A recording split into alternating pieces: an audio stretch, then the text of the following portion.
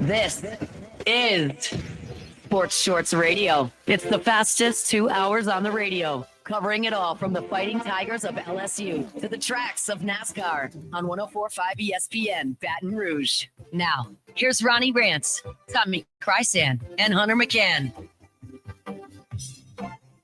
Good morning and welcome to Sports Shorts Radio on a rainy Saturday morning, Louisiana, Baton Rouge, Lafayette, Lake Charles. Good morning to you all. Happy Memorial Day weekend. Let's remember what Memorial Day is all about for the men and women who gave their lives for our freedom. Very important, big-time holiday, and hopefully you have a good weekend. And again, remember what Memorial Day and Memorial Day weekend is all about. All right, I'm Tommy Krysan. Glad to be here. Glad to have you there as we broadcast live and in color from Leola's Cafe and Coffee House, Government Street, Mid-City, Baton Rouge. Great place to get breakfast. We'll tell you all about that. We're upstairs. They got a nice crowd here on a Saturday morning. Hunter McCann will do the show with me today. Good morning, Hunter. Good morning, TK. Like you said, pretty good, other than the fact it's just so eerie outside today. It's so gloom. It has been that way for the last 3 weeks or so around the capital area, and the rain just keeps coming down. We were talking about we're never going to get back out on the golf course with this type of rain. I'm ready to get on a golf course. We need to do something like that. Okay, here's what we have also today. Ronnie Rance is away from the microphone, away from the camera. He is working Sun Belt Conference baseball tournament. They're dodging raindrops. The Raging Cajuns are hot with another win over Coastal Carolina. They've had to change venues over there from Montgomery to Troy, etc. But Ronnie Rance is busy. But on top of that, today, Hunter McCann, is Ronnie Rance's birthday. Happy birthday to Jumbo, man. Hunter and I thought about singing happy birthday to Ronnie for y'all. He's not watching. He's busy. Spare but him. You don't want us to sing, okay? But happy birthday, Ronnie. And you know what? I'm just going to say this. He hates this, but he's 54 years old.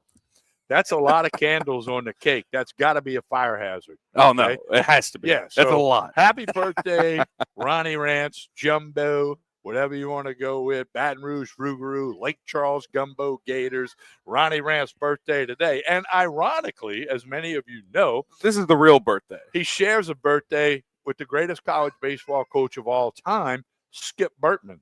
Skip Bertman is 88 years old today, Hunter. I texted him a little earlier to give him birthday greetings. He thanked me.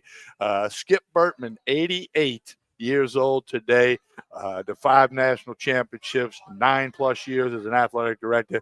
So happy birthday, Skip Bertman, right? I think Ronnie Rance has to do a lot more as the owner of the Rougarou and the Gumbo Gators to be in the conversation with Skip Bertman. I think that's near impossible. So this is Skip Bertman's birthday and Jumbo, you know. And there's other people with the birthday, obviously. Happy birthday to anybody. This day, we always, it's Ronnie and Skip in the sports world here in Baton Rouge. So that's all good. So there's a lot happening. Look, we got so many things to talk about today. We're here till 12 noon, Baton Rouge, Lafayette, Lake Charles. Appreciate you being tuned in on Facebook, YouTube, or Twitter, or X. Appreciate that as we'll stream the whole 2 hours for you. Like and share that. And tell all your friends about it. And we'll be here till 12 noon at Leola's Cafe and Coffee House. Look, this place, Hunter, we talk about it all the time. The big breakfasts, they got the shareable things. You can get the Dad Bod special. You can get brunch nachos, seasonal pancake flight. Leola's Cafe and Coffee House on Government Street in Baton Rouge. You definitely need to check this place out. They got a nice crowd every time we come in here. On today's program, we're going to get into LSU baseball. The season ended Wednesday night. Let's put the nail in the coffin. We'll talk about that. We'll talk about the ABS system being used by the Southeastern Conference in Hoover as well. We'll talk some LSU softball. Lady Tigers backs to the wall with a 2 p.m. game today in Tuscaloosa, weather permitting, against the Alabama Crimson Tide. And, of course, we will talk LSU football. About 5 something interesting happened 10 this week. minutes after Auburn eliminated LSU, social media was bombarded with Ed Orgeron, Coach O, returning to LSU. That was impeccable timing because people didn't have time to say, we're glad LSU baseball's done, or The season needs to be over. It all shifted to Coach O, Lane Kiffin, LSU football. What about that on Wednesday night? Tommy, do you ever just feel like this past 6 months with LSU that we like you ever sitting in your local watering hole and somebody wants to chat sports with you and the real drunk obnoxious LSU fans telling you his pipe dream of how he thinks the program should be run and what they need to do and who they need to bring in for LSU to win another national championship and whatever program it may be right now. It feels like that's what it feels like I'm living. This is the simulation that we're currently in with LSU athletics in general, but especially football, because I could just imagine someone telling me, oh, they need to bring in Lane Kiffin from Ole Miss, and while you're at it, bring in Coach O, and bring all that staff from Ole Miss, and bring Charlie Weiss in, and all those things that are near impossible if thought maybe a year ago from right now that when we were sitting at this table at Leola's talking about was fantasy like craziness. 1% chance. Vegas wouldn't even give you odds on that nonsense, and it's all a reality now. The former national championship head coach, Coach O, the one they said, give him a lifetime contract in 2019, give him this, give him that, give him everything, is now back on staff, making $100,000 for the next 7 months of work or so until January of 2027. He will be assisting in recruiting and assisting the defense. So, it's unbelievable how they were able to get him back in here for that price tag too. By the way, I was surprised by the $100,000 because he is immeasurable when it comes to recruiting here in the South. He really is. Well, a couple of things on that. Let's back it up to something you were referencing. Ronnie Rance was very adamant. When things started going bad for Brian Kelly and the team, and we now know the disconnect. There's no way they're going to fire him. They owe him $54 million. LSU don't have that kind of money. Ronnie wasn't the only one. Nope. Yeah. Many people said that in Baton Rouge, in Lafayette, in Lake Charles, in New Orleans. People said that. That's why it won't happen. But little did we know. Now, Hunter, it's been well documented this week, too. If you look at LSU football in the fall, yep. You look at men's basketball and you look at baseball. Okay, the three main sports for LSU. Okay, nothing against women's basketball. They're great. Sure. Football went 3-5 in SEC play. Men's basketball went 3-15 in SEC play. Jay Johnson's team went 9-21 in SEC play. That's the worst cumulative SEC record since back in the 60s if you add those three sports together. And in the 60s, you didn't have women's basketball, but Kim Mulkey's team don't have losing records. So when you look at that, then you maybe say, okay, this is why Verge Osbury went and got Lane Kiffin. He went and got Will Wade. There's nothing wrong with Jay Johnson, and his staff. Johnny Jones is now back with Will Wade. Back, the basketball team hired other head coaches, Damon Stoudemire, Rick Stansberry. I mean, it's just what they are doing is they're sending a message that, okay, maybe some people didn't think we had the money of a Texas or a Texas A&M or a Florida, but you know what? We're going to figure it out. We're going to make it happen, and we want to win. They want to win championships at LSU, be in the postseason, and I think Verge Osbury and his staff are taking those steps. Might be maxing out the credit cards a little bit, to use an analogy, but it's amazing what has happened at LSU since the day they fired Brian Kelly. Think about it. You know what? It's all I can think about. It's just absolutely absurd to me in my head. And the reason that everybody thought that LSU didn't have the money to do all this is because LSU basically said they didn't have the money to do all that. Like, LSU has been known to, we don't have that oil money that Texas Tech's got. We don't have all the donors that Florida and Alabama are getting in recent last 10 years. So we don't have and then all of a sudden you opened up the secret piggy bank, and now you're able to bring in pipe dreams. It just goes back to like a drunk LSU fan has the keys to the car and is somehow driving this thing in a straight line. It makes no sense to me. But going back to your original point, I did find it very humorous how LSU baseball finally ends its unfortunate and awful season, worst in at least the last 40 years, right? And 5 minutes later, it's like, all right, guys, we're all in on football. LSU's like flipping gears. and I saw the post many times the other night. September 5. September 5 is a Saturday night when the LSU football team will host Clemson in Tiger Stadium, the real Death Valley. So September 5 is what people are focusing on now. LSU baseball, 30-28 overall, mind-boggling. 9-21 in league play. They didn't beat an SEC team that had a better than 500 record. Okay, so also they went 1-1 in the tournament. They did beat Oklahoma. Mm-hmm. Okay, good, but then they lost to Auburn 3-1, and they were eliminated. And Auburn's still playing. They're in the semifinals today up in Hoover, weather permitting. So LSU baseball is what it is. Now, Hunter, let's talk about the ABS system. Yeah. Major League Baseball in conjunction with the Southeastern Conference, as Paul Gilly said on our show last week, an experiment, okay? In Major League Baseball, these might be a day old. The overturn rate in Major League Baseball is about 53% since the beginning of the year. In Hoover, it's like 64%, okay? Which would make sense. You got, different level of umpiring. Let's just call it what it is. And then you got and the catchers are way better. None of the pitchers in Hoover have challenged. Catchers not are way one. better. The catchers are like 70%, and the pitchers, the hitter is like 49%.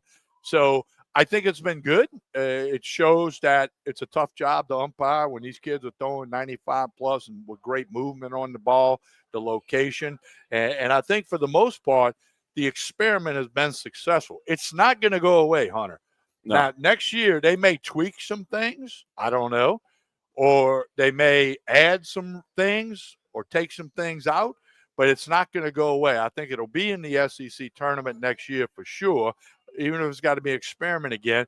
And I don't know how far away we are, maybe a couple years from it being in all 16 SEC stadiums. Now, here's a couple things with that. You can't have 12 cameras at Alex Box Stadium and 4 in Missouri. You're going to have the same system in every all the way part. across the board. And then you're going to get into, okay, it costs money. So Major League Baseball needs to step up. And of course, then they'd say, oh, you got to pay for all the conferences. No, they got to come up with a plan to pay for it and let the schools gradually pay them back or something like that. But I think ABS is in the SEC tournament to stay. Next year, it may be in Omaha. Next year. Won't be this year. What do you think about ABS, and where is it? What's the next step? First of all, I love it. And I've stated that from the MLB's implementation. I just think it is better for the game, and especially at the collegiate level, because we see more mistakes from the umpires when it comes to calling balls or strikes. But I mean, there had been a couple calls in Hoover that I couldn't believe were called strike or ball that were luckily overturned by ABS. And like you said, at a surprising good rate. I think that it's actually been a little bit surprising to me how good the catchers have been at calling balls and strikes and being able to challenge. It's been quite incredible. It just goes to show you the type of skill level that some of these collegiate athletes have. Because 10 years ago, probably or so, maybe 15 years ago, there would be almost no successful ABS challenges, I feel like, because everybody, 15 years ago, everybody would argue that every ball in the dirt was a strike. Whatever. But they have done a very good job, the SEC in general, implementing this. I do think, and I have to look at the exact numbers on this, I was told when we were going into the SEC tournament, we were told the ABS system was almost identical, except for the fact that teams were going to get 3 challenges instead of 2 like they do in the major leagues. To me, it seems like the edge of the zone, all the way around the box, the edge of the zone, is a little bit bigger. Said it's bigger. Correct. I want to know by how much. I think they said it, but I have not seen them. And how many were affected by that. And I'm sure we'll get all that from Herb Vincent at the SEC office. I can wait a couple weeks and get that. But overall, I think it's been good. Here's the other thing: the Missouri catcher was like 7 out of 8 overturned. That first game, to become an umpire. No. Anyway, but I think if you ask all 16 coaches, and they were being truthful, you could even do it anonymously. I think they all like it because bottom line is they want the call correct. Just like the bang, bang play at first. They want the correct result, even if it goes against you, because then you got to know that when it goes for you, you're going to get the correct result. Well, okay, and my one critique is going to be that the zone does not need to be enlarged on the ABS. Like, I don't think that there's any reason to do that for 2 reasons. One, why are we changing the strike zone? The strike zone is the strike zone, right? I get in college that sometimes from officiating discretion, the zone may be a little bit inflated because that's the human nature of not having a professional umpire. You have a collegiate umpire. So, sure, sometimes a ball that's right on the on the edge, maybe called a strike when really, if you looked at ABS, it was a ball. That's the nature of the game. But by doing it from an ABS standpoint, you've just enlarged the strike zone because it's not like my other point was it's not like 50% of the ball has to be inside the strike zone and then it's a strike, right? If it just touches, like nicks the strike zone, it is a strike all the way around. So there's no reason to enlarge the strike zone for that reason. I'd like them to get rid of that moving forward. Other than that, I think the implementation and the need for it is much needed and been almost done to perfection. All right, Hunter McCann, Tommy Krysan, broadcasting live from Leola's Cafe and Coffee House, Government Street, Mid-City in Baton Rouge, where you can come get a great brunch, the shareable breakfast, the basket of biscuits, the It's pancake such a great flight, place to go. brisket panini. I mean, they got so many things here at Leola's Cafe. This and is my Coffee favorite House. thing, TK. You like the dad bod special. I'll tell you, Let's look, just tell it. look. It's a breakfast feast on a board. Bacon, sausage, brisket, cheesy scrambled eggs, spuds, cheesy grits, boiled egg, pancakes. That's enough to feed like 6 of us. And you and I have been known to eat a little bit. That's what I'm saying. Like, Father's Day is coming up, and if you want to take your dad out for brunch, have the whole family go out, you might be able to convince your dad if he gets his eyes on the dad bod special because that'll feed the whole family. It's only $30. And you probably can feed a family of 4 or 5. Not even kidding. Easily. And we're going to tell you more about Leola's Cafe and Coffee House. We're upstairs. We want you to stop by. Before we go to break, I want to tell you about River of Life capsules. Patrick Scow and his staff do a great job. riveroflifecapsules.com is the website. Hunter can put that up on the screen, riveroflifecapsules.com. Here are some of the key benefits. Powerful anti-inflammatory. It's an antioxidant, fights stress, joint and muscle pain relief, supports brain health, healthy heart health support, and it may help with metabolic conditions. It's best if you have any type of arthritis, joint pain, chronic inflammation, and we all have it, workout recovery, general longevity. Riveroflifecapsules.com. I took my 2 capsules this morning. I'm feeling great. I've been on it 2.5 years now. Hunter, you've been on it. A little over 2 years, Some of your family members, Ronnie Rance, Derry Beckwith, they're all on River of Life capsules. You go to the website, riveroflifecapsules.com. It's up on your screen for those of you watching on YouTube, Facebook, and X. And get all the info. Schedule a free consultation with Patrick Scow, who developed this wonderful product. You can buy it online. They'll ship it to you. Free consultation. He'll answer any further questions you have. riveroflifecapsules.com. All right, we're going to head to break. We're broadcasting from Leola's Cafe and Coffee House in Government Street, Mid-City, Baton Rouge. And appreciate everyone in Baton Rouge, Lafayette, and Lake Charles tuning in this morning on ESPN Southwest Louisiana or 104.5 ESPN in Baton Rouge. And, of course, Facebook, YouTube, and X. Those of you, a bunch of y'all are watching it on there, and we certainly appreciate that.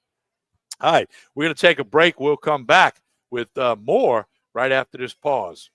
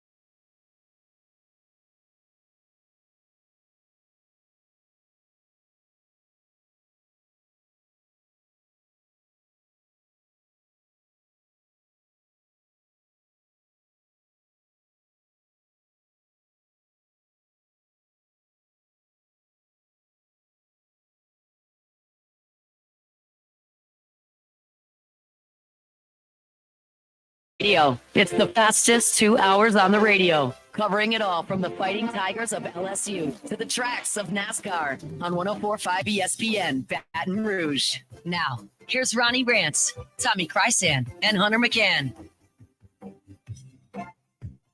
We continue with Sports Radio on Saturday morning. Hunter McCann, Tommy Krysan with you, Baton Rouge, Lafayette, Lake Charles. Appreciate you tuned in. Got a couple of technical difficulties ironed out. We're here till 12 noon at Leola's Cafe and Coffee House. Great place, downtown, mid-city Baton Rouge on Government Street. Plenty of parking. We're upstairs. Plenty of stuff for you to come in here and get at Leola's Cafe and Coffee House. All right, a couple of other things to get to. Let's talk Southland Conference baseball. The McNeese Cowboys, Coach Justin Hill, they lose 2-0 in the best of 3 to Lamar University. Lamar will punch the automatic bid ticket from the Southland Conference. First time they're going to the tournament since 2010. Will Davis, the head coach of the Lamar Cardinals, a former LSU player. He was a catcher and is an assistant coach. Will's dad, Randy, was an assistant coach under Skip Bertman, who was actually the guy who recruited Jumbo Ronnie Rance. So Randy's no longer with us, but great guy. I knew Randy pretty well. I know Will well. So tip of the hat to the Lamar Cardinals. Great year for the McNeese Cowboys and Coach Justin Hill. They'll be back. Southeastern didn't get it done at their pod in Hammond, but Barbier, they went back-to-back with the regular season conference titles. But Lamar, the Cardinals, headed to the NCAA tournament. Also in Sun Belt Conference tournament, that's where Ronnie Rance is. That's why he's away from the show today. How about the Raging Cajuns? Coastal Carolina wants to get the Cajuns off the schedule. I mean, they just can't get it done. Well, they play, 5 times in 8 days? Is that what somebody I think it's 5. Yeah, 5. They won 4 of them. Yeah. And the Raging Cajuns and Coach Matt Deggs, they are getting it done. Now, they'll play Texas State today. There are some that think they're going to get a bid. I think they're going to get a bid. They deserve a bid. I think so. And with that, another win over Coastal, who's going to get a bid, and so will Southern Miss. How about their walk-off grand that slam was incredible. last night? Amazing. But Southern, there's going to be at least a 3-team bid league because Coastal's going to get in. Southern Miss is going to get in. The Raging Cajuns, I think, I know some people, maybe, but the RPI is up there. It's in the 30s. And with another win over Coastal, that's got to help the cause. They can beat Texas State today, and I think the Raging Cajuns will be dancing as well. Well, I remember talking 3 weeks ago about it, and I said that they were going to run into that buzzsaw that is Coastal, but they came up swinging real quick on that team, and they had not let down. And, I mean, you go and you beat – it was a tight game, 5-4, and you go and you just assert your dominance once again against a team that on paper is much better than you. It just goes to show you here that this Raging Cajun team is real, and I agree with you. I do think that they have done enough and should punch their ticket to the postseason. They're getting hot at the right time. Well, we've said this for, 30 years. You got to play your best baseball in the end of May and then let it carry over to June. That's how you win a national championship. That's how you get to the postseason. That's how you make a run. That's how you punch a ticket. And that's what Coastal did 10 years ago. It doesn't really matter what you do April 10th, okay? It matters, but it doesn't matter. So, or look at Ole Miss a few years ago. They were about to fire Mike Bianco, and all of a sudden they snuck in the last team in, won the whole shebang. Fresno State did that 20 years ago, won the whole thing coming out of nowhere. So Selection Monday on Memorial Day, and again, don't forget the Memorial Day holiday, is when you'll find out for sure who's in, where they're going, who they're paired with, where they seated. All of that will come out Monday. I want to say Monday morning at 11. I think that's right. On ESPN. So that's going to be fun. Won't be the LSU Tigers. No, LSU, they won't be having a watch party down at the Champions Club at Alec Box Stadium. But, hey, Jay Johnson and his staff immediately constructing a new roster. Speaking of LSU. Because speaking of constructing a new roster. Speaking of great segue. You're getting good. I used to be the king of the segues. So you're getting good. Maybe you're learning something from me. Will Wade, right? The coach, did great things at McNeese with the Cowboys basketball team. Now he's back at LSU, as we know, constructing a roster. Hunter, this is like they're not in the old folks' home, but they're not college age. I mean, what's going on? Will Wade, all these foreign guys, apparently a bunch of guys that can play. Some of them have played professionally, 7-footers, 6'8" guards. Will Wade is making a dent right away when a couple of weeks ago people were saying, what's he going to do? He's behind everybody. Will Wade is constructing this roster. It's completely unprecedented what he's doing. He's grabbing players that are playing professional ball out of the country, from France, playing in their professional leagues, from Croatia, playing in their professional leagues, or playing basically playing anywhere overseas, and bringing them here for a collegiate team. They all saw their eligibility able to play. There are a couple guys, though, that they are grabbing that are from former programs that went off to the NBA, never played in an NBA game, played in a couple NBA preseason games. But that's causing some real controversy. Specifically, talk about RJ Lewis, who played at St. John's, who was Big East. Technically, he's not eligible yet, right? Correct. That's what I was going to get to. He was the Big East Player of the Year in 2025. And basically the way that worked was he played for the St. John's.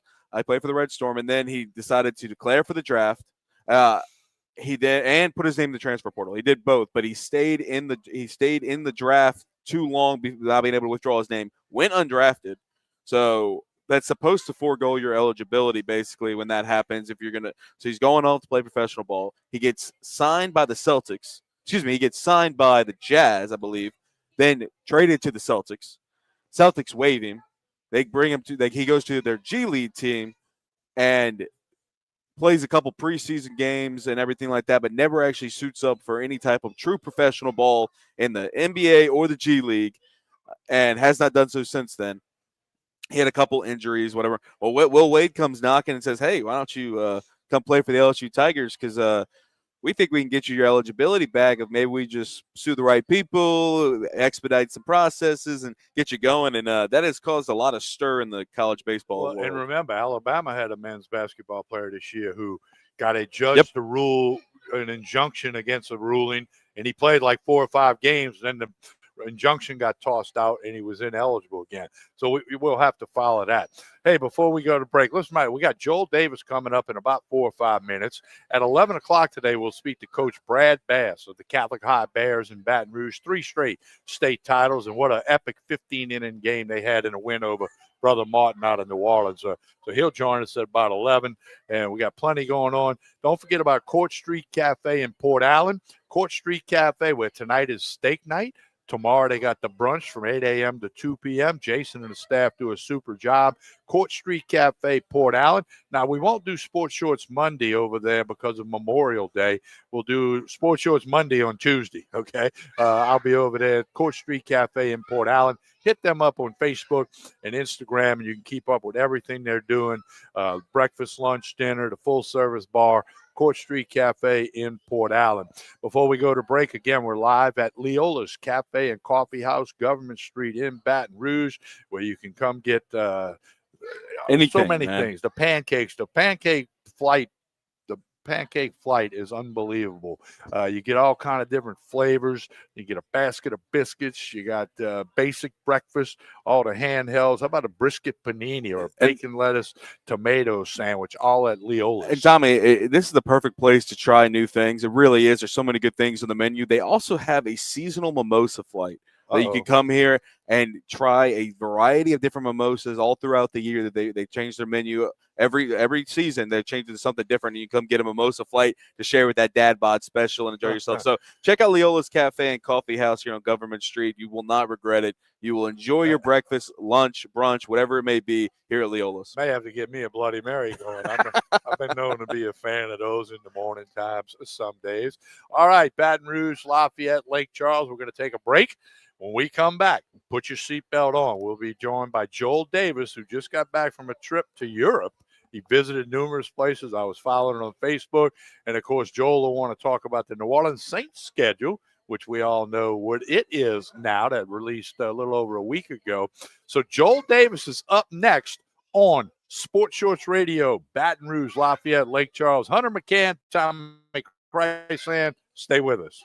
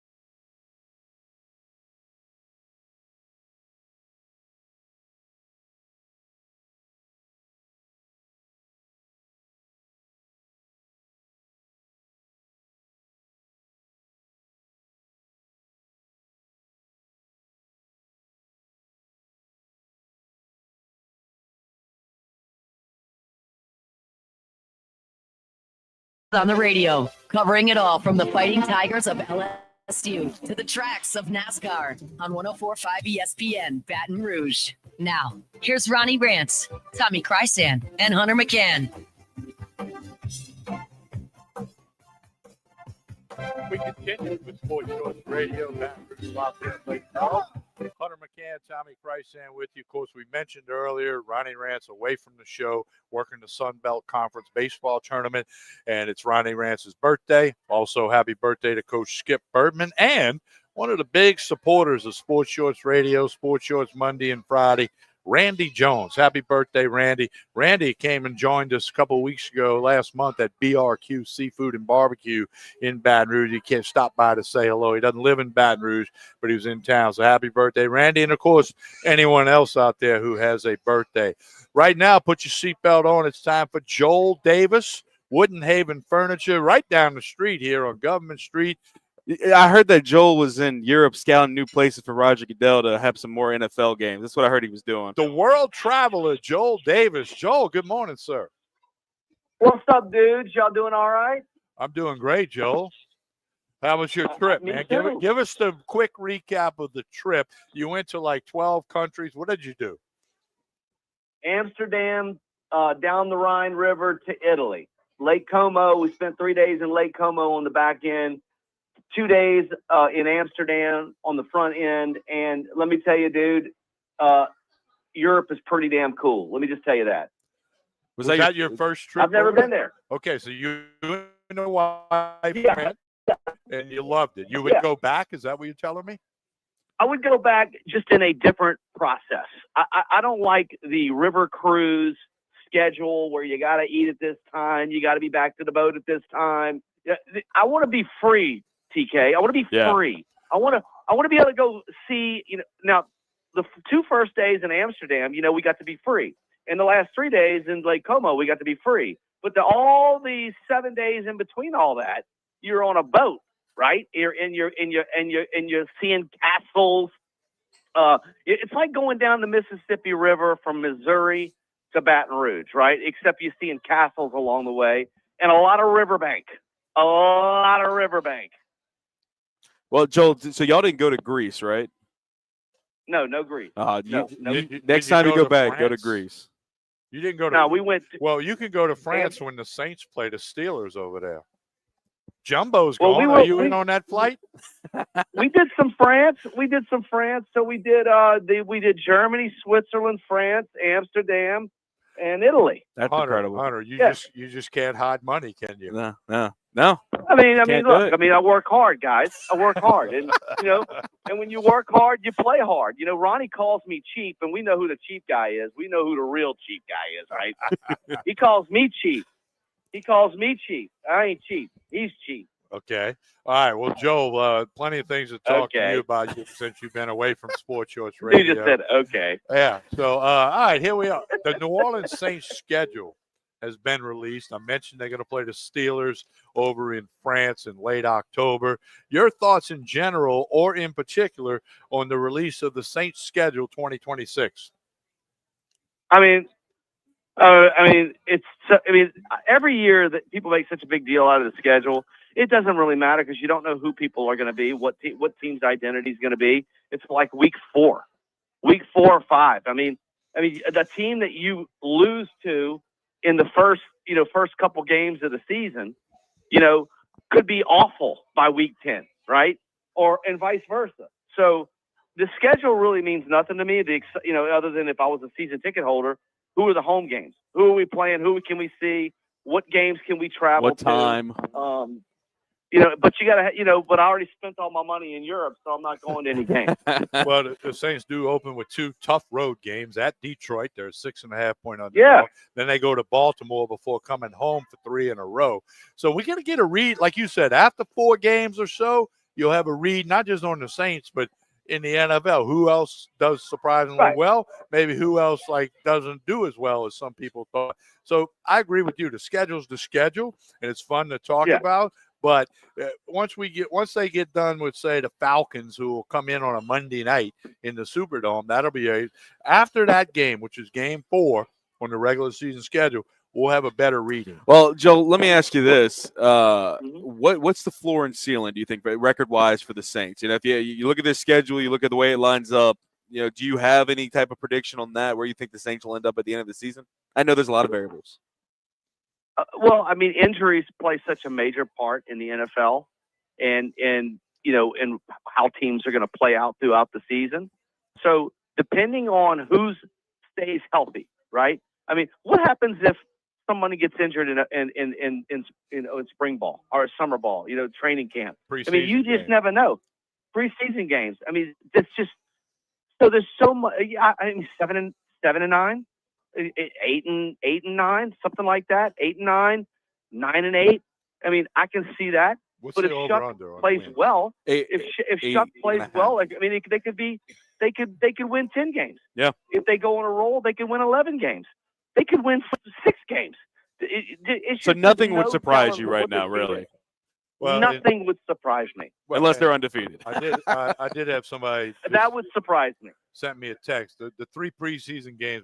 The first one is home against Jacksonville. Then they got at the Rams, at the Cowboys. Preseason football is what it is, but that's what it is for the New Orleans Saints. Well, but it's going to be Let me interesting. tell you why I watch preseason games. Let me tell you why I watch preseason games. There's only one reason to watch preseason games, and that's to see what your young players look like Mhm. in actual live action. If you're watching preseason for anything other than that, then you're missing the entire point of preseason for the fans. Find out what you have at the second level and the third level of your roster. I want to see how those draft picks play. I want to see how those free agents play. How do they fit in? Are people flashing, big plays? That to me is the most important thing during preseason games. I'd love for Shuck to come out and play nine snaps and throw a touchdown. That would be great, right? So I want to see our backup quarterback situation. I want to see how Rattler plays. We've all forgotten about Rattler. I'm still a big fan of Rattler. I think Rattler's going to be in the NFL for 10 plus years. Wow. If Chase Daniels can play in the league for 12 to 13 years, Spencer Rattler can, because Spencer Rattler is a hell of a better athlete than Chase Daniels. And I think Spencer Rattler has the work ethic to get better. Well, we will see Rattler in preseason because he on the roster is going to be QB3 behind Zach Wilson, so we will see him for sure. I want to see him too. I want to see Well, Zach Wilson. There was a number 2 overall pick. Joe, you I talking mean, could he be a Sam Darnold? We don't know. You don't know. Joe, back to your comment. Talk about the preseason. One thing I think happens in the preseason for the Saints and basically every team, you're trying to figure out those last 8 or 10 spots on the roster. The first 35 plus spots, guys that are going to be on the regular season roster. They're trying to figure out who can help us, who can play special teams and contribute elsewhere. They're trying to fill out the back end of the roster. And of course, nobody wants anybody to get hurt. Right. I mean, that's very important is keeping people healthy. And that's significant to what your season's going to look like. I mean, if we come out and you got 4 starters go down for the season during training camp or the preseason, it completely derails your season. Unless something crazy happens and you have a Kurt Warner on your bench somewhere and he lifts the team to Super Bowl contender. But to me, I am most excited about what Kellen Moore brings to the table with a running game, with a blocking scheme and a running game. It's going to make everybody better. If Kendre Miller can just stay healthy with a Travis Etienne, I mean, dude, that's going to be some significant 1-2 punch, bro. And I'm not trying to, snuff, and just forget about Alvin Kamara, but what he's done. But look, Alvin Kamara checked out 2 years ago. Alvin Kamara has been in self-preservation mode on the field for 2 years. And so I love Alvin Kamara, but Alvin Kamara is protecting himself from long-term injury because he has aspirations to be something other than just a football player. Well, Joe, and that's been for 2 years now.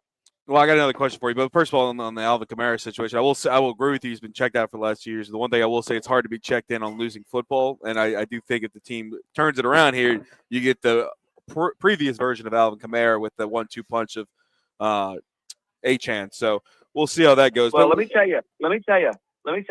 If Kendre Miller can stay healthy, Mm-hmm. dude, we're talking Well- about an elite running back. Well, An elite running back, bro. Let me interject, Joel. I don't know if you saw it. As Mickey Loomis revealed last week, they have offered a contract to Cam Jordan, probably a reduced rate. They did not offer a contract to Taysom Hill, and he put his house up for sale in Old Metairie. And when asked about Kamara, they're waiting because there's some money owed him, and it might be like a post-dated cut or whatever. That's what Mickey Loomis revealed while you were traveling the world, Joel. Yeah, I was paying attention. I don't see Alvin Kamara on this football team. Clearly, obviously, I don't either. I think that they like their running back room. I think that they like their draft pick from last year, Neal. I think that Neal showed some significant ability last year. And the one thing I saw about Neal last year is he never got tackled in open field by the first guy. That to me is the number one trait in a running back is can you escape the first offender? And that dude did that last year consistently. Yeah. The first defender was unable to bring him down. To me, bro, that you got a roster spot when you can do that. Okay. And you just gave big money to Travis Etienne, Achane, or whatever you want to call it. And Kendre Miller has proved when healthy, he's an explosive back. So you've got three guys right there that are significantly better right now than Alvin Kamara. Well, we're talking about young talent in general, but I want to talk about young talent on a different team. The Saints open up at home week 3 against the Las Vegas Raiders. Hey, Joel, in your opinion, do you think by week 3 or even by the start of the season that Fernando Mendoza will start for the Raiders, or are we going to see Kirk Cousins in New Orleans when they roll into town? Oof. Buddy, again, it can go either way. I think the smart thing that the Raiders should do is let Kirk Cousins start the season. Yeah. To me, I'm not throwing Mendoza out there right away. I don't care how good he looks. You signed Kirk Cousins for a reason. Let him go out there and either perform at a high level and you kick your season off and you start winning a few games early. Because you still got to win games. You still have a goal is to win your division and go to the playoffs. And as a coach, as a GM, I think that Kirk Cousins will probably give you a better chance of that right away. So if you can get out and get to a 2-1 start or a 2-2 start, and then if Kirk Cousins starts struggling, then you put Mendoza in. But right off the bat, if you put Mendoza in, you're saying we're okay with going 0-4, or we're okay with going 0-5 or 0-6, and then maybe we start winning some games. To me, if I'm the general manager, Kirk Cousins has proved in the past that he can win football games if you surround him with elite talent. You can surround him with a good football team and a running game, which they've got that with Genty. They've got a great running back right there. They've got talent on that football team. And I think that you got to start with Kirk Cousins. Hopefully you get a few wins under your belt early in the season, and then you kind of let it play out from there. All right, Joel, what's happening at Wooden Haven Furniture? I think you're paying tax for everybody today. Did I see that post? Yeah, so we are. We're gonna pay your sales tax on everything in the store today. We also have some red tag stuff in here, stuff that that's either got a little ding on it or we're just ready to get rid of it, right? So from 30 to 70% off on red tag items and 15% off bookshelves and rectangular dining tables, my boys. I saw the bookshelf. I might come get a bookshelf. It sounds like Joel's trying to pay Come get back you a off that bookshelf. trip. I think Coach Scott Nielsen's coming by here today. I know Scott well. Santa, of course. I think he's bringing the wife by today, and he's bringing his neighbor by today. They're gonna fight the weather. I think Scott's got a bookshelf that he's interested in. Looking forward to seeing Coach over here today. Tell Scott I said hello. We worked together at Red State Sports a few years back. All right, Joel, have a great day. You know Scott. We got to roll. The head softball coach at Zachary now. You know that, right? I did not. All right, I'm gonna have to follow that. He's back in the game. He won all kinds of state titles at Santa Mar. So, all right, appreciate it, Joel. Thank you. Okay, boy. Have a good one, Joel. Hey, don't forget about Marchand Interior and Hardware down in Gonzales Ascension Parish, your premier flooring dealer. Any type of flooring you need. They have the experts that can fit your budget. They can fix what you want, vinyl, hardwood, whatever it might be. Your flooring experts, your premier flooring dealer for the greater Baton Rouge area. Marchand's Interior and Hardware, right off Burnside in Gonzales. Check them out at marchands.net. They're all over Facebook. Marchand's Interior and Hardware. Don't forget about those good folks, sponsors of Sports Shorts Radio. Also want to thank the Island Golf and Country Club, the Island Golf Course in Plaquemine. They hosted the Rougarou Golf Tournament this past Monday. Whit Weeks was out there, Jordan Seaton, among others. It's a big boys. Colin Jeter, who's a really big guy, was out there. I got to visit with him for a minute or two, and many, many other people out there.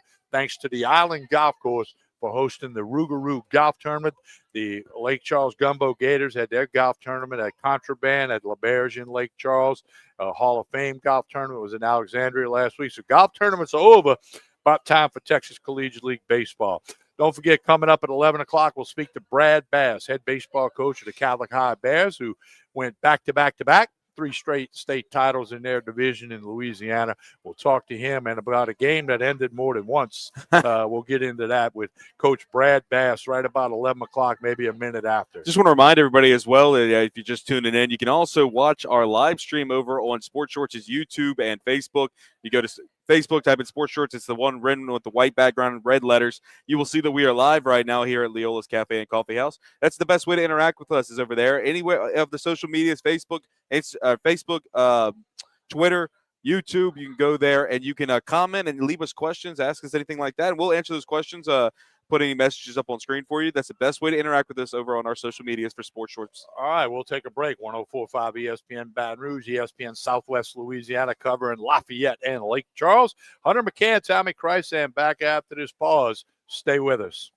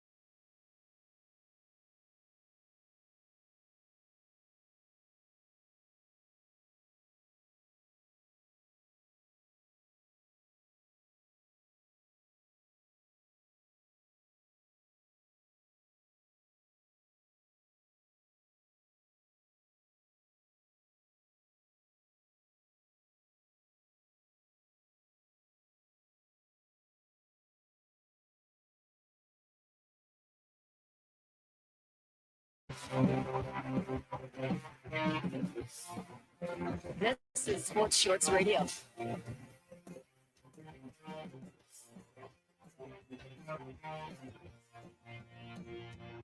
All right, we continue with Sports Shorts Radio. Leola's Cafe and Coffee House. Big crowd on hand here.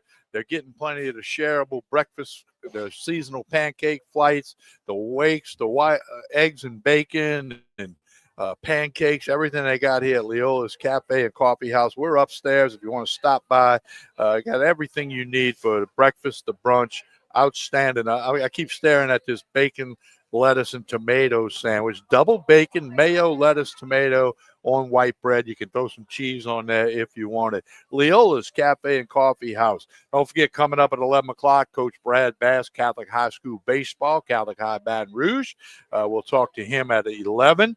We'll be here till 12. Baton Rouge, Lafayette, and Lake Charles. Hunter, give us an update on the NBA. And, of course, you got to get to your WBRZ best bets, and you'll be telling folks about Gage. Yes, of course. And, we're in Game 3 now tonight between the Knicks and the Cavaliers. It's been a good series. And New York, though, up 2-0 after the Cavs blew that historic lead against the Knicks on Wednesday evening. It was a tough one for them. And that was Tuesday evening in Game 1, where the Knicks came back and won that one, 115-104 in overtime. But now Saturday night, they go to Cleveland. The Cavaliers down 2-0. And I do got a pick in this game. I think historically, in these type of situations, teams that are down 2-0, they're coming back home. It's desperation mode. And the Cavaliers have played really well. I mean, despite, like I said, they blew the huge lead to New York earlier in the week. And then in Game 2, the Knicks went on a double-digit 0 run to kind of pull away in that one and beat Cleveland. Now they come back for desperation mode. 7 o'clock tonight. I like the Cavs minus 2.5. Like I said, in this type of situation, you just see teams bounce back and at least grab a game here because it's do or die. You fall down 3-0, it historically tells you the series is over. I think Cleveland gets the job done tonight on a short line. I'm taking the Cavs minus 2.5 tonight against the Knicks. And then a little bonus pick for you. And I'll get back over to the NBA in a second because, of course, it's a 2-1 lead now for OKC against the Spurs in the Western Conference Finals. But I'll give you that other best bet real quick. Tonight's also Game 2 in the NHL Conference Finals between the Hurricanes and Canadiens. The Canadiens routed the Hurricanes in a surprising fashion in Game 1. I like the over, though, again tonight in that matchup. But that previous matchup, I believe it at 6-2, went well over the line of 5.5. It's 5.5 again tonight in Game 2. I like the over again because, once again, numbers will tell you that these goalies, up until this last game, had been saving. The save rate was at an unprecedented level, an unsustainable level, and they're due for some regression for both sides of these teams, for the Canadiens and the Hurricanes. I think we'll see more of that tonight, and I think the Hurricanes are going to throw everything at the wall to try to get a game here and steal one back and make it 1-1 in the series. And they have such a high-power, explosive offense. I think you're going to see a lot of big moments in tonight's game. Take it over 5.5 in that one between the Hurricanes and Canadiens. So take the Cavs minus 2.5 and the Eastern Conference Finals tonight in Game 3. And then take the Hurricanes and Canadiens over 5.5 goals in the NHL. You can get all my best bets over at WBRZ.com.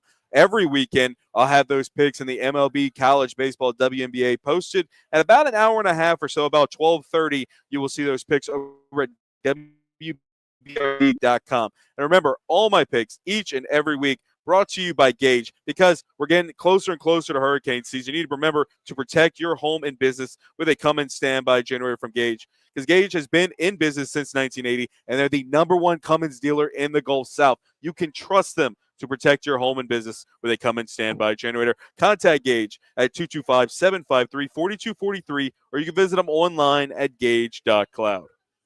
All right, Hunter, great job there. Good thing you're keeping up with the NBA because I'm not. I mean, I love listening to Dan Patrick's show, as you know, and they talk a lot of NBA there. That's the only way I know anything that's Well, going and like on. I mentioned, the Thunders and Spurs, the OKC's back up 2-1 in that series in the Western Conference Finals, and it's been a fantastic one because if you remember, game one of that series, TK, was probably one of the best basketball games I ever watched in my life. Between both those teams, because the Spurs had a lead in the fourth quarter. OKC kind of chipped away, got back in it, and then they actually had a 3-point lead in the first overtime. That game went to double overtime, and Victor Wembanyama, they call him the alien, and there's no other way to describe that dude. He is out of this world. I don't understand it. Less than 30 seconds to go, he pulls up from about 9 feet behind the three-point line. Like, why in that situation, down 3 points, are you pulling up a shot with 30 seconds left that's not drawn up and have a better look? I don't know how he does it. But the ball left his hand, and I verbally said, what in the hell is he doing? And the ball swishes in. I said, he knows more than me. Yeah, And probably so. the Spurs went on, obviously, to steal that game, but they're now down 2-1 in the Western Conference Finals. All right, hour number one's in the books, and then hour number two, we'll start off with Coach Brad Bass of Catholic High. We'll also talk Baton Rouge Rougarou and Lake Charles Gumbo Gators in hour number two. From Leola's Cafe and Coffee House here in Mid-City, Baton Rouge. We're upstairs. Come on by and get one of the shareable breakfasts. Get the sides. Get the Dad Bod Special, man. The Dad Bod Special. That's a big one.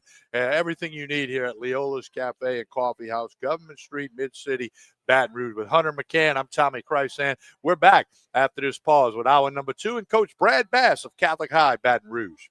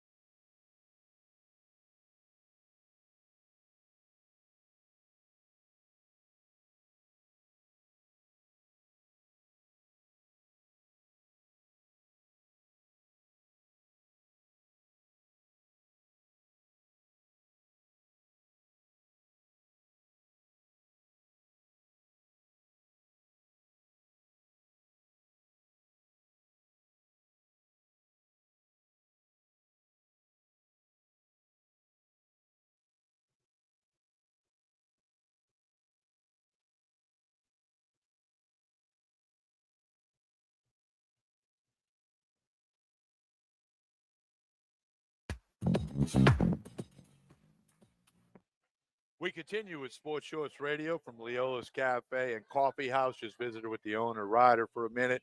Hour number 2 coming your way. Plenty to get to on this Saturday morning. With Hunter McCann, I am Tommy Christ. And right now we're joined by Coach Brad Bass of the Catholic High Bears in Baton Rouge. Back-to-back state championships. Coach Bass, how are you doing today? Oh, man, life is good right now if you're a Bears. No question about that. We're going to get to a couple of things, Brad.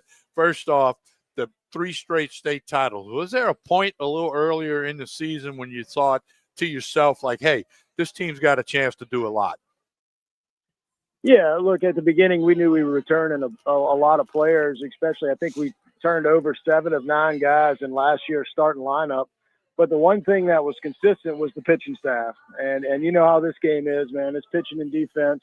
And with guys like Mills Richardson and Lucas Lawrence at the front half of this thing with some young guys like Reese Wascom, Jason DeQueer, and a bullpen behind it, we knew that if we kept everybody healthy, we would have a chance. We would have a chance in the end, you know. And that was before Big Lucas went down with the knee injury, and made for just a heck of a storyline.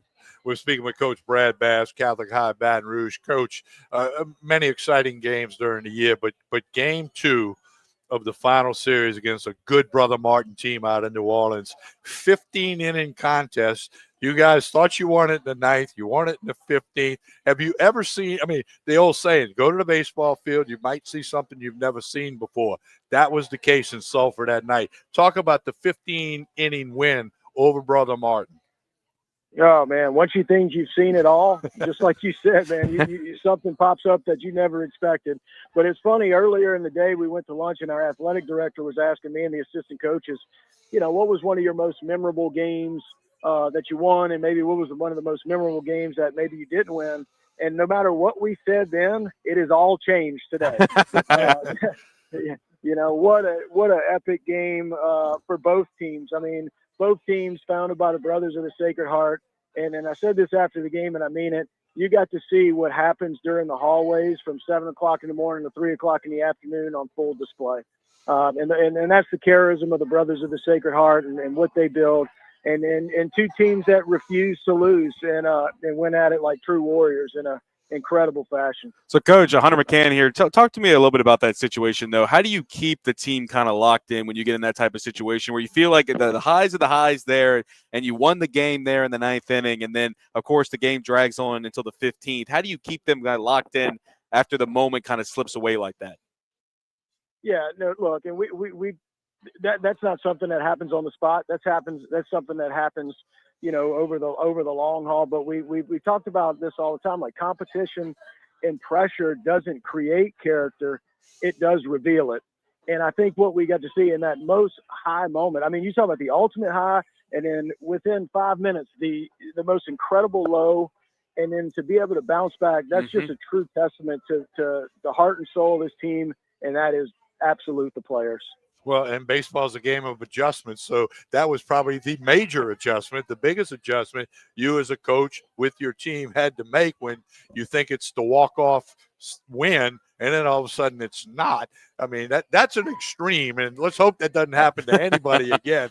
But you and your team, that shows their composure, their poise, and their willingness, like Hunter said, to get refocused and continue playing the great game of baseball. No doubt. And look, that's the power of love. You know, I tell the guys this all the time, like, love is undefeated.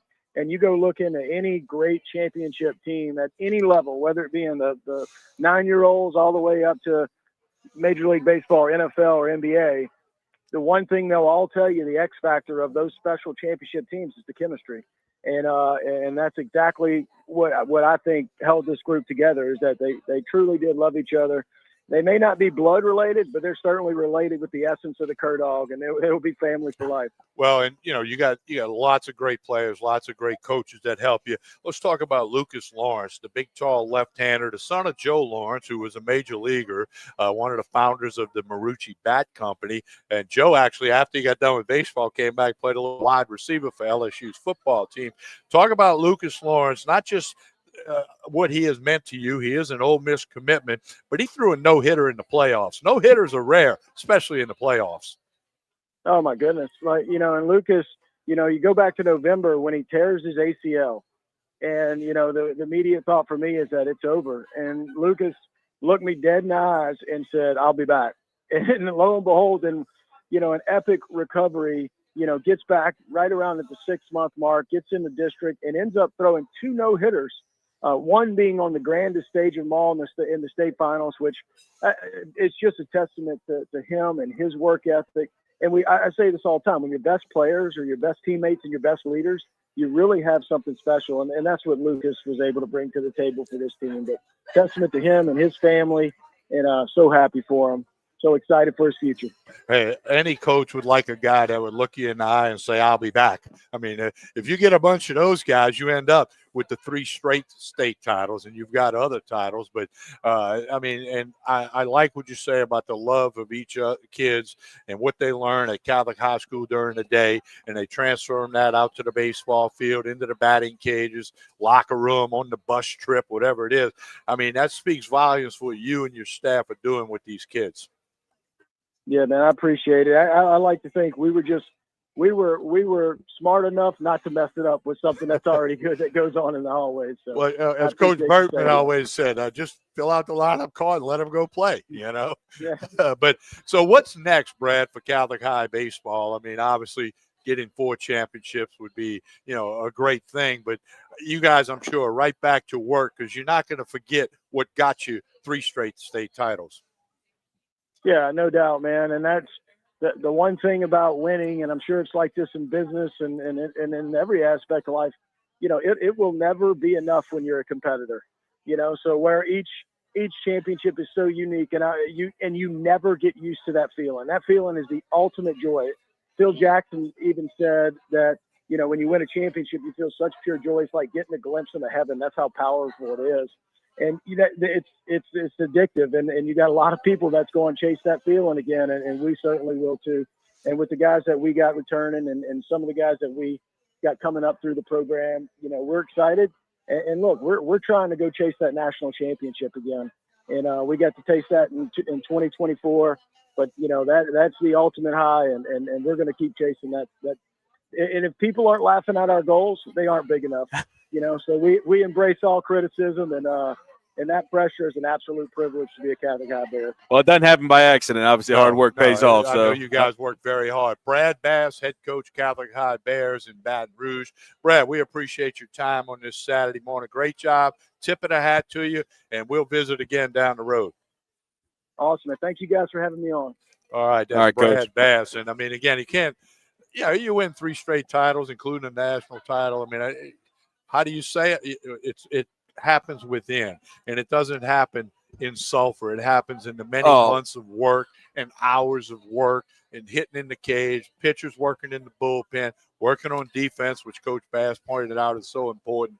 And there are a lot of great teams in Louisiana. They had a lot of good baseball in Sulphur.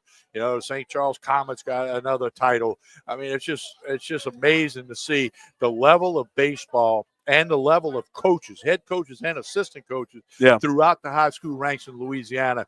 Sure, it's a football state. We get that. But baseball is unbelievable. And I've been thinking about it for the last, 8 days or so since the mishap in the 9th and then eventually walking off in the 15th inning for Catholic last week. Just in those type of situations, 9 out of 10 times, I would say it probably happens. And if that were to happen to anybody at any level, collegiate, MLB, high school, it is a hard thing to turn your brain back on after you thought you just won something like that. It wasn't just like winning a baseball game. You won the whole dang thing, and you had to turn it back on a lot. Because I think, like I said, 9 out of 10 teams in that situation probably get walked off in the 10th. Probably get the go-ahead run in the top of the 10th, can't figure it out in the bottom of the 10th because you're so disoriented by the whole fact. But the fact that he was able to get 16 to 18-year-olds, a majority of them, to kind of get their – hey, guys, we got to get back. It is not over. We thought it was over. It isn't over. We got to get out there and play our best baseball. Got to play clean, flawless baseball. And they go ahead and do that up until the 15th inning and finally walk it off. couldn't imagine being put in that situation, TK. Well, no, there's so many great baseball stories at the high school level in Louisiana. Look at the run Dutchtown and Coach Schexnayder had, lost to a very good Sam Houston team in their finals over there in Sulphur. So there's just so many stories. The St. Charles Comets, just lots of good stuff out there. And we appreciate Brad Bass joining us. Hunter McCann, Tommy Christian with you. Hunter, we don't talk a lot of NASCAR here on Sports Shorts Radio or Sports Shorts Monday and Friday. And again, Sports Shorts Monday will be Tuesday at Court Street Cafe in Port Allen this week because of Memorial Day. But Hunter, you got some breaking sad news from NASCAR, which everybody, even if you don't follow NASCAR, you were aware of this story. Hunter, give us the update. Yeah, well, of course, like you said, Kyle Busch passed away, unfortunately, on Thursday. They rushed him to the hospital. They said he was battling a severe illness earlier in the day. NASCAR put out a statement, his family did, saying that he basically wasn't going to be able to race this weekend because of this illness that he was getting checked out for. Well, less than 5 or 6 hours later, it came out that he had unfortunately passed away. At 41 years old, he passed away. Kyle Busch, the two-time NASCAR Cup champion at such a young age. And there had been a few things last few days. He apparently had been coughing up blood just, hours before going to the hospital. So, well, this morning they did officially give cause of death. He had pneumonia, severe pneumonia is what they said, that eventually turned into sepsis, ended up killing the 41-year-old at his prime of his career. I mean, not only that, he has young kids. He's a father. He had just won last weekend, TK. Like, such a sad story. I read on this. Again, I'm not a big NASCAR guy, okay, but they talked about how in his last race, he radioed in saying, I got a bad sinus headache. Infection, headache. I need some medicine. Get me a doctor. And then the force that goes against your body when you're driving the car that fast contributed to the sinus infection and maybe led to the pneumonia. But, so it was actually several days leading up to his death when things weren't going like you want them to go. There are telltale signs that you look back and go, that's what this was, and maybe you just don't realize at the time. But, last week he won his 69th race last week at Dover Motor Speedway. And afterwards, I think, I feel like this happens all the time, TK. This story that gives me kind of chills, he was interviewed after, and the reporter asked him, what keeps you going? You win so often. What keeps you driving? And his response to that, TK, was, you never know when it's going to be your last one. And it was eerie. It gives me chills as I'm talking about right now. Just why do those things? Those type of moments like that just can't be scripted in the way that it turns out. It's just so unfortunate.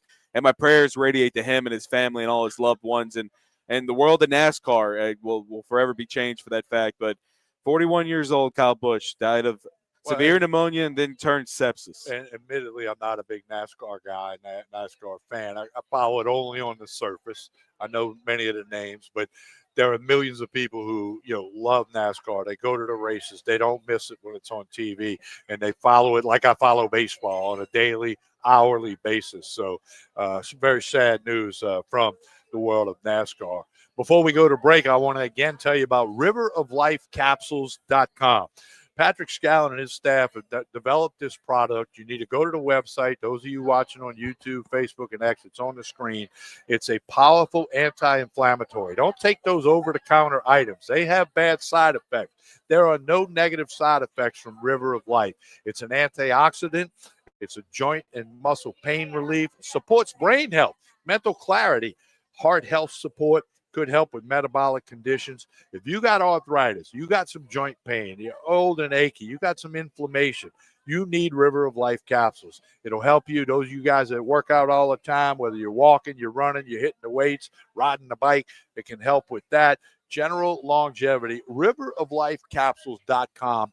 Go to the website, read up on it, schedule a free consultation with Patrick Scallon. You can order it right there.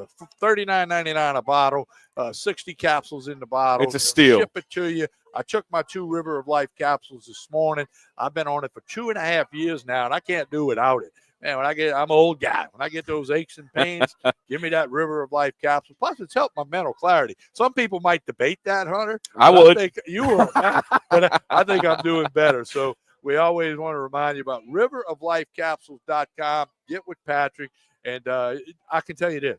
if you get you a bottle of capsules, you start taking them, you're going to feel the difference. Yeah, you You're will. going to notice the difference. We have so many friends and family members that are on it. I sent the link to a guy about 2 weeks ago. I said, hey, he was telling me about how he aching and paining. I Yep. said, you can just go read up on this. So riveroflifecapsules.com. We want you to check that out. When we come back, we're going to talk a little Texas Collegiate League, Lake Charles Gumbo Gators, Baton Rouge Rougarou. Don't forget the Acadiana Cane Cutters over there in Youngsville. The Texas Collegiate League season opens Tuesday, June 2. What's that, 10 days from now? Yeah. Tuesday, June 2. The full schedule, you can go to brrougarou.com. I think there's a banner there in there, Hunter. brrougarou.com or gumbogators.com. You can go to that, get season tickets, buy some updated merchandise, see the schedule. All the rosters are going to be formulated this week. Go to brrougarou.com or gumbogators.com. And then again, don't forget the Acadiana Cane Cutters. That's 3 of the 8 teams in the Texas Collegiate League. And oh, by the way, the Baton Rouge Rougarou are the reigning champs, the defending league champs. And I got my big ring. I got the bling at home in my little trophy case area. So we'll tell you more about that. When we come back from Leola's Cafe and Coffee House, big crowd on hand here this morning, enjoying the many great shareable items, the eggs, the pancakes, the biscuits, the omelets, everything you need at Leola's Cafe and Coffee House, Mid-City, Government Street, Baton Rouge. Come check it out. They do a great job here, Ryder and the gang. We're back. Hunter McCann, Tommy Christ, and more Sports Shorts Radio. Stay with us.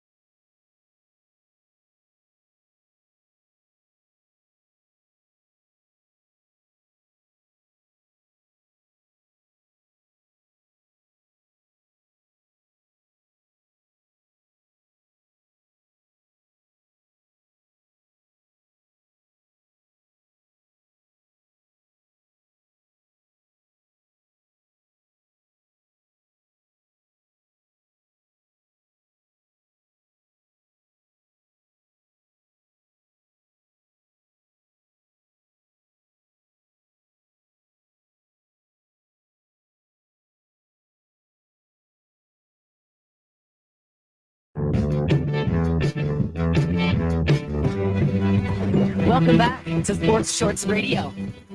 We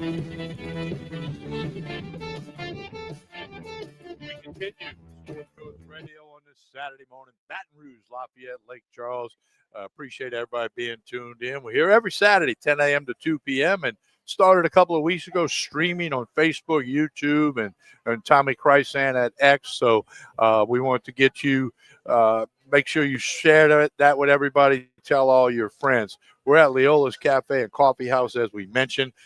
Full house in here, as it always is It always when we're is. here. Always And busy. whenever I drive by, it's also very big.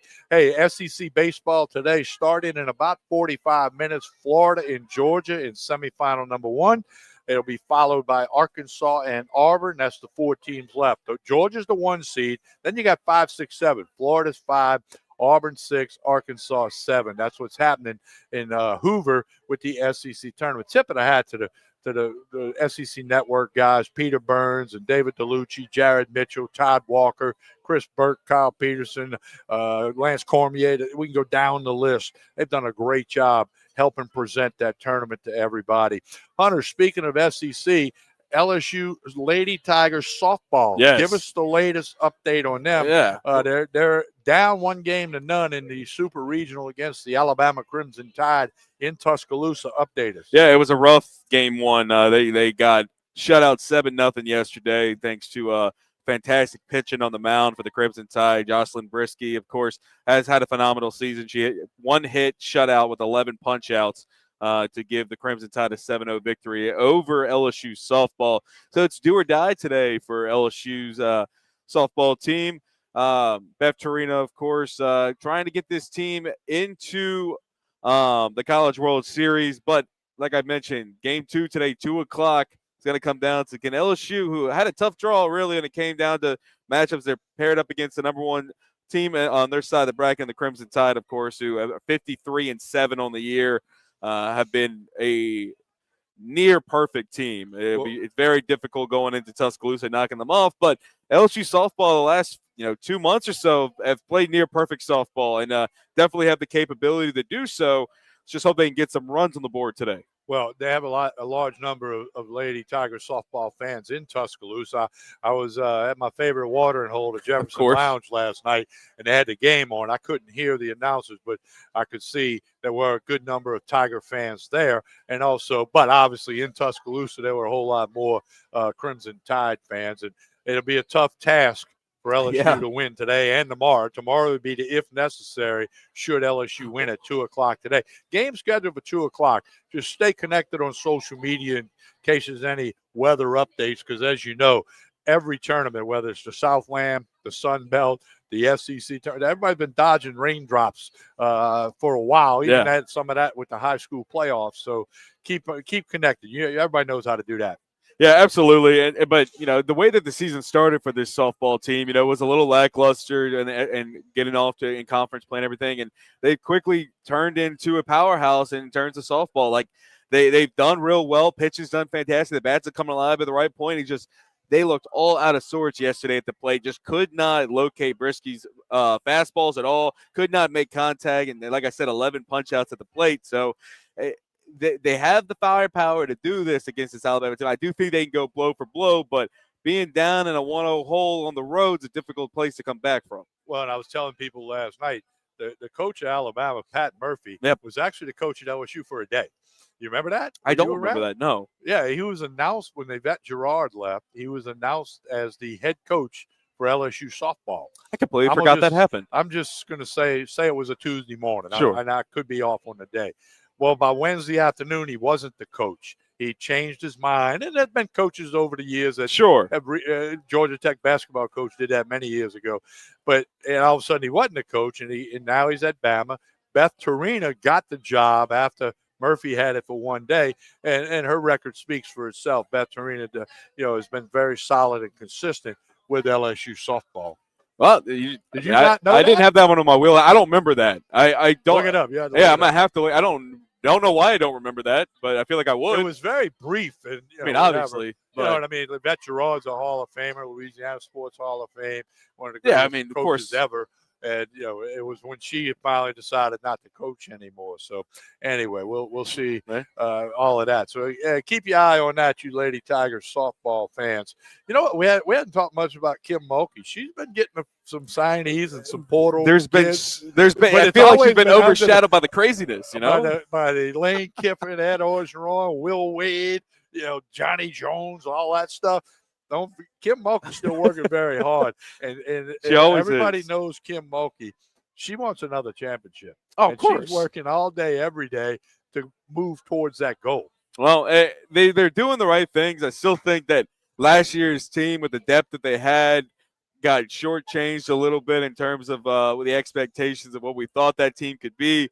But I got full faith in Mulkey to be able to put together a championship caliber squad. I mean, we've seen her do it so many times, and where the last few years haven't maybe met the expectations or the hopes that it felt like this team could achieve. I think that they're doing just fine. And this LSU women's basketball team continues to bring in eyeballs and bring in funds. And as much money as they're spending right now in every other program, I hope they have left some for Kim Mulkey's squad, because they're going to need it to be able to compete in this dominant SEC. Something tells me Kim's going to make sure they left. I think so. I think she's very persuasive with her words. She's not afraid to speak up. I can tell you that. Hey, we're at Leola's Cafe and Coffee House. Let me tell you, we told you about this earlier. The Dad Bod Special. It's a favorite of mine, a favorite of Hunter McCann's, and Ronnie Rance. I'm telling you, feed a whole family of five with it for $30. Listen to this. The Dad Bod Special. It's listed under the shareable part of the menu here at Leola's. A breakfast feast on a board.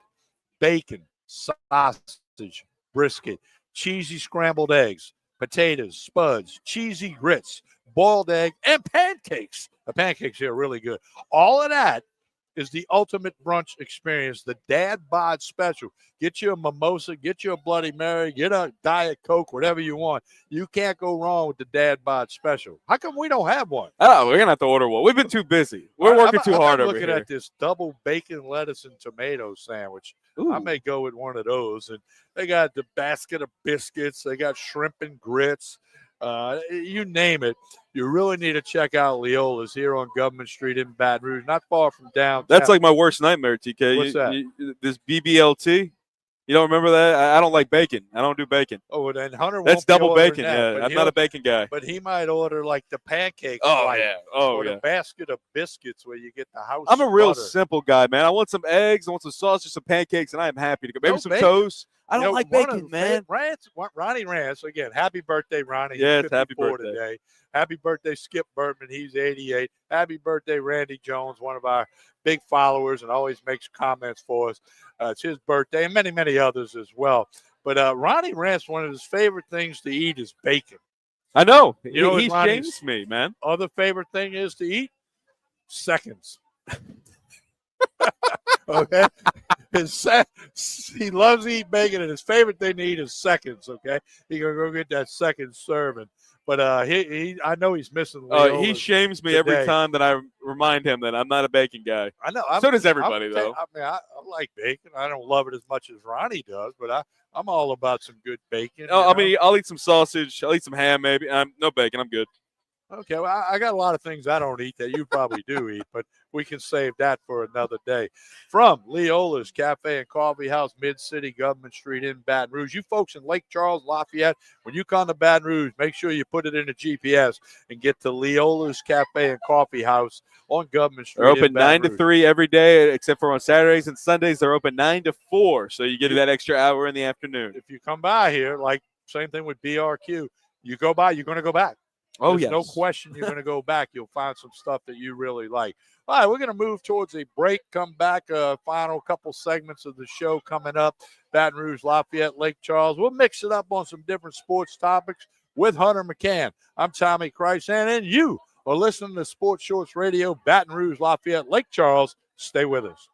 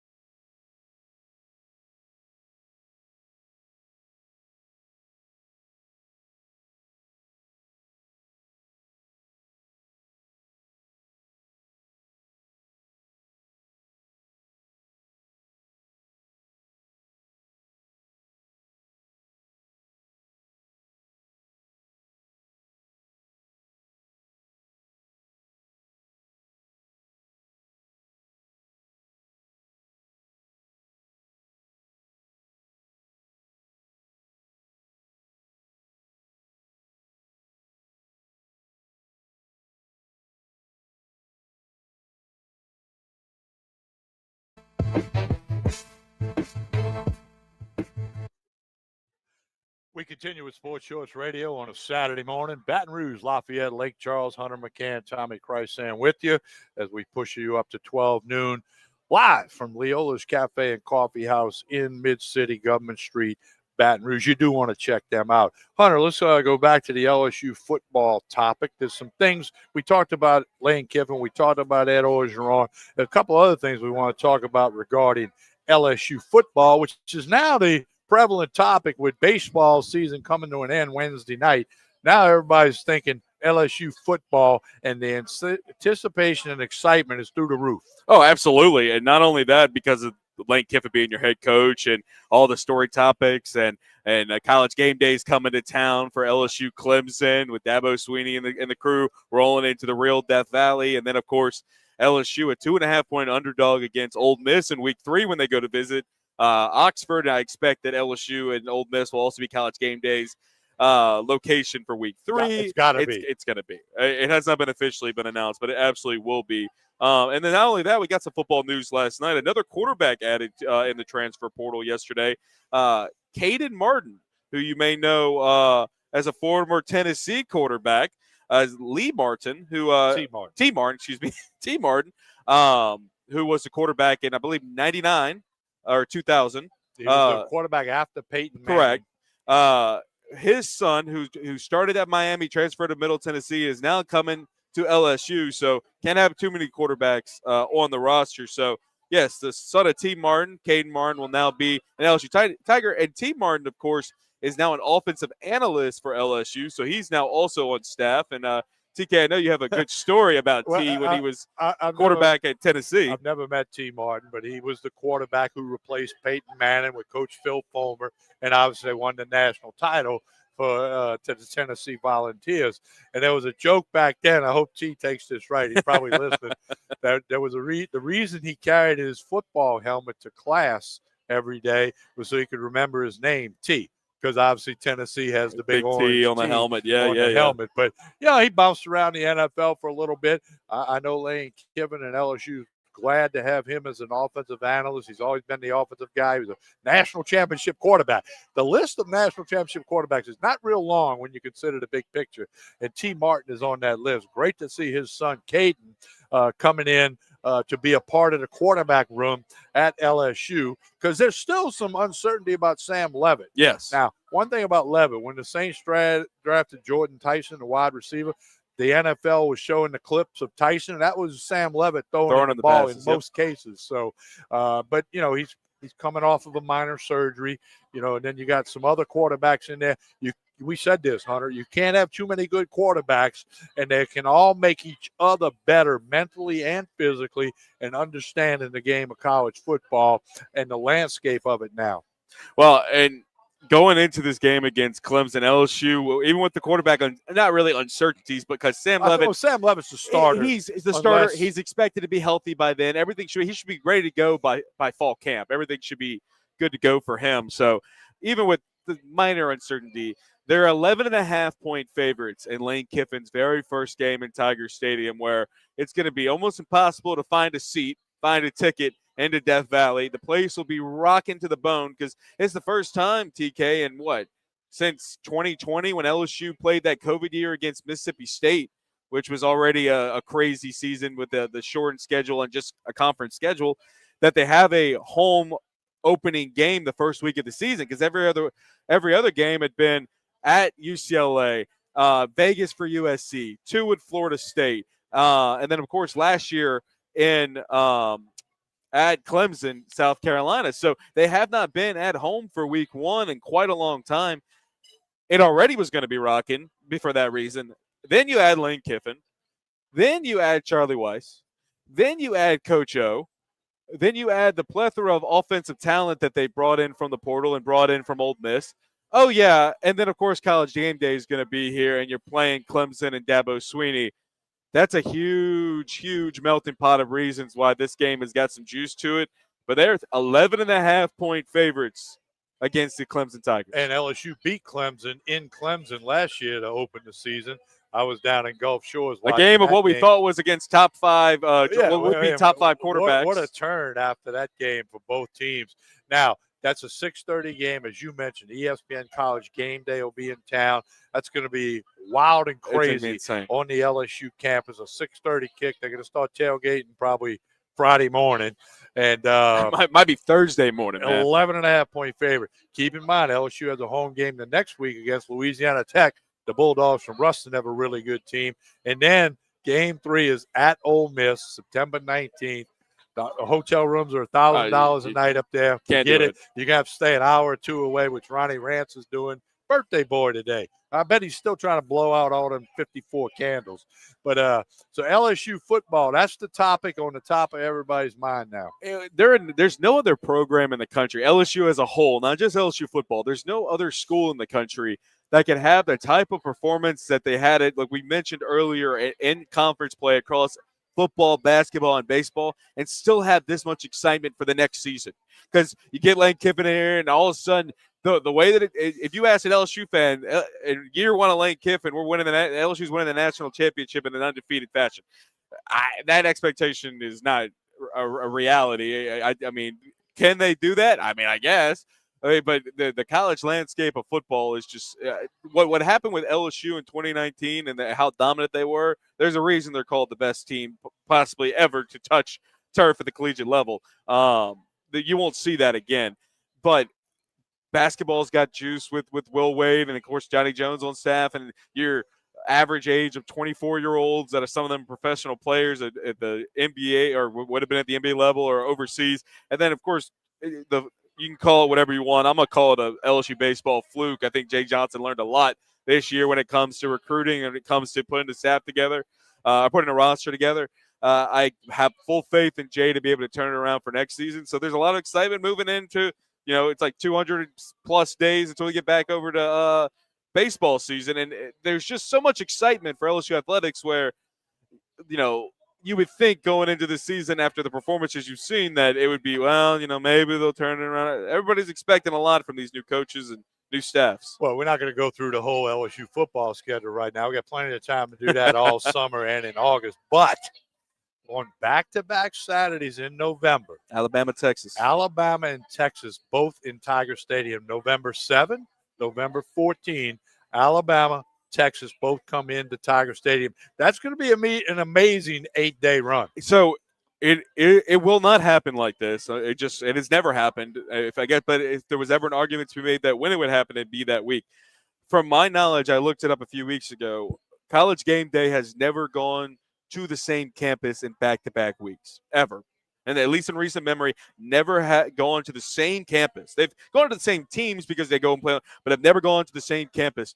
If LSU is undefeated entering that game against Alabama, College Game Day is there.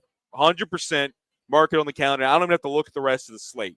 If LSU, Alabama goes into Tiger Stadium undefeated, College Game Day will be here. If LSU wins that game, I don't think they come if LSU and Texas are both undefeated. I just don't think they do it. But if there was, once again, ever an argument to be made for why they should, imagine an LSU-Texas undefeated after you just knock off Alabama at home. I know that's huge expectations. Well, but here's the other that's thing. what you do here in May. What we don't know is what the schedule around the country. Of course. What is Oregon doing? What is Miami doing? I'm not looking at the full what is schedule Notre right Dame doing? Ohio State? We go down the list. There could be another matchup that you and I don't have in front of us right now that might outweigh. But it's worth talking about because the expectation and the anticipation for this LSU football season is going to be as high as it's ever been. Even, when it was first year of Brian Kelly, because not everybody is, and I'm not saying this now, but not everybody was all warm and fuzzy with the hiring of Brian Kelly. We said it back then. When I was told that Monday night, whatever it was, that they hired Brian Kelly, I thought it was fake news. My initial TK reaction, been doing this 40 years, that can't be right. Plus, his team was on the verge of maybe being playoff. I'm like, he's not going to leave them. Now, we know Lane Kiffin left Ole Miss. We know that story. But this LSU football season will have as much excitement and anticipation as any in a very, very long time. Even the 2019 season, which they went undefeated to 15-0, Joe Burrow and company, Jamar Chase, Justin Jefferson, we can go down the list. That was exciting because Burrow had done some good things the year before, but it didn't feel in August what it's going to feel like this August. Well, last year I was, this time I was screaming from the rooftops about the Clemson LSU game and gave my pick last year and thought the game would go under and blah blah blah. I thought it was inflated and so on and Did so go forth, under, and it didn't went it? under by a mile. And I was screaming. 17-10 was the final. Yes, Was that correct. right? And the over under in that game was 50 something or whatever. I think it was 52 and a half. I don't remember. I got to look up. But the point is, it soared under. I don't have a pick for you right now here in May, but I will tell you this right now, TK. Looking at just the staffs and the rosters that LSU, obviously, with it doesn't take a genius to say this, as the number one transfer portal class, has Lane Kiffin, blah, blah, blah, has the better roster compared to Clemson, who, once again, I think Dabo Sweeney is got to be on the way out of that team, in my personal opinion. Dabo, I've lost a lot of respect for Dabo in terms of being an elite college football coach, because he has not been one with the changes when it comes to transfer portal and NIL. He didn't and embrace it initially. And even now he says he embraced it. Well, he's still a step or two behind, in my opinion, in terms of putting together a staff. And now he's losing guys also. And more fire on the Dabo Sweeney's not going to be there long. Fire is he had a lot of guys in the NFL draft this year. And then when you look back at his results, it seemed like it would have been better with the number of guys that were taking an NFL, and that don't count the free agent signing. And the reason I bring that up is, like I said, I don't have an official pick for you to give on this game, but I will tell you one thing, sitting here in May. I will be more surprised if on Sunday I wake up the next morning and Clemson won the game by a touchdown in Death Valley than if you told me LSU won by 21. It wouldn't surprise me if LSU blew out Clemson. It would surprise me if Clemson beat LSU by a whole touchdown. And I know this is a brand new staff and it's a brand new roster, but that's about where I am on this game right now. Because I had to bet today, I'd lay the 11.5 points. And I don't have to bet today. And I wouldn't blame you. And thank goodness we don't have to bet it right now. We will wait a little bit on that. One other thing here at Leola's Cafe and Coffee House, the signature cocktails, Rosemary's Rosemary Lemonade. They got a spicy Satsuma Rita, a cucumber lavender mule, Rosy Rancher, a mint julep. They got maple bacon old fashioned. You're not a bacon guy. I love old fashions. They got classic cocktails, all the spiked coffee and teas. We got some non-alcoholic beverages, obviously, but they got lots of stuff here, not just the pancakes and the eggs and the biscuits. And here's the big one, the one I talked about earlier in the show, the seasonal mimosa flight. 4 festive mimosas and a full bottle of champagne, and they mix around the juices during the season. I'm not a big champagne guy. I'm really? like you with the bacon. I love champagne. Guy. I'm a big mimosa guy. We're going to take our final break here from Leola's. Hunter McCann, Tommy Christ, and appreciate everybody in Lake Charles, Lafayette, and Baton Rouge. Final break. We'll come back and put a wrap on it on Ronnie Ransom, Skip Bertman, and Randy Jones's birthday right after this pause.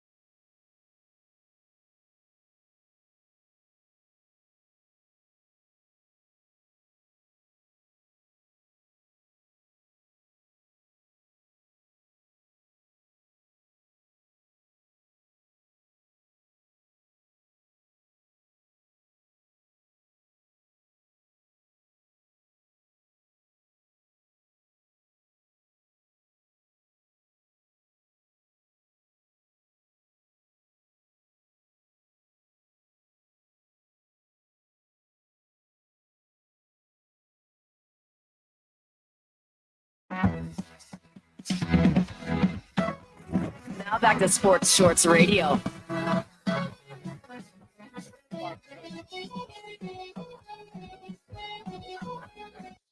Working the Sun Belt Conference baseball tournament, and it's his birthday today. Coach Skip Bertman's birthday today, the greatest college baseball coach of all time, and our good friend Randy Jones, who's a big supporter of Sports Shorts Radio, Sports Shorts Monday, Sports Shorts Friday. Keep in mind, Sports Shorts Monday will move to Tuesday because of Memorial Day this week. All right, we're going to bounce around the board here. SEC baseball coming up in about 10 minutes or so. Number 5, Florida against number 1, Georgia, followed by number 7, Arkansas against number 6, Auburn. The 2 winners will meet at 1 o'clock tomorrow for the actual automatic bid that comes. But there's going to be 11 or 12 SEC teams in the tournament. Yep. Selection Monday, 11 a.m. on Memorial Day. We'll find out where Lamar is going. We'll find out if the Raging Cajuns get in. I think they deserve to be in. They should be. No LSU, obviously. And then there'll be some other teams from around the country. It'll be a great show Monday. Hunter, what else we want to bounce around with the folks? NBA tonight? Yeah, NBA, 7 o'clock between the Cavs and Knicks. Don't forget Are taking the Knicks best gonna bets. win again? No, it's going to be the Cavaliers taking them at -2.5. They're going to grab game 3, get the series back to a little bit more competitive, I think. So take the Cavs -2.5. And then NHL, 6 o'clock tonight. The Canadians on the road against the Hurricanes. The Canadians grabbed game 1. I think the Hurricanes at least open up the offensive firepower in this one and try and grab another game. I'm taking the over 5.5 goals. That's the best bet. Over 5.5 between the Canadians and the Hurricanes. Don't forget LSU Lady Tigers softball team. 2 o'clock today in Tuscaloosa. They're down 1-0 in the best-of-3 Super Regional. It's a tall task to take care of Alabama today. And if they do that today, they got to do it again tomorrow. So we'll keep tabs on the Lady Tiger softball team as well. Again, Lamar eliminated McNeese in the final series of the Southland Conference tournament. First time since 2010, Lamar will punch their ticket. They'll be playing somewhere in the NCAA tournament. Don't forget, Texas Collegiate League Baseball starts June 2nd. Go to brrugaroo.com or gumbogators.com. Don't forget the Acadiana Cane Cutters right there in Youngsville, south of Lafayette. That season, 48 games crammed into June and July, starts Tuesday night, June 2. All the schedules, merchandise, season tickets, you can get it all at the website. So it's Memorial Day weekend. Obviously, it's a little bit grim around here, the rainy weather. Are you doing anything for Memorial Day weekend? Are you avoiding the roads and the high gas prices now? My children and grandchildren are all in Florida. They went today. So I'm going to have a very lazy Monday. There you go. Taking it easy at the house, probably piddle around a little bit. Nothing special. But I do recognize what Memorial Day is. It's the men and women who gave their lives to help us have freedom, to protect our freedom, to keep our freedom. So don't let that get lost when you're grilling up those Tremonti's hamburgers, or you're throwing a steak on the grill, or you're boiling crawfish, whatever it might be. Don't forget the real reason of Memorial Day. Absolutely. All right. I want to thank all our sponsors, in particular Leola's Cafe and Coffee House. Don't forget Marchand's Floor Interior and Hardware, Court Street Cafe, the Island Golf Course, River of Life Capsules, BRQ Seafood, where we were last week. Don't forget Gage, your Cummins generator, standby generator company. Hunter always tells you about them. So don't forget all our great sponsors. Don't know where we're going to be next Saturday. We'll be on the air. I think we know where we're going to be. I don't want to announce it until it's confirmed. We're figuring it out. Yeah, but connect with us all on social media.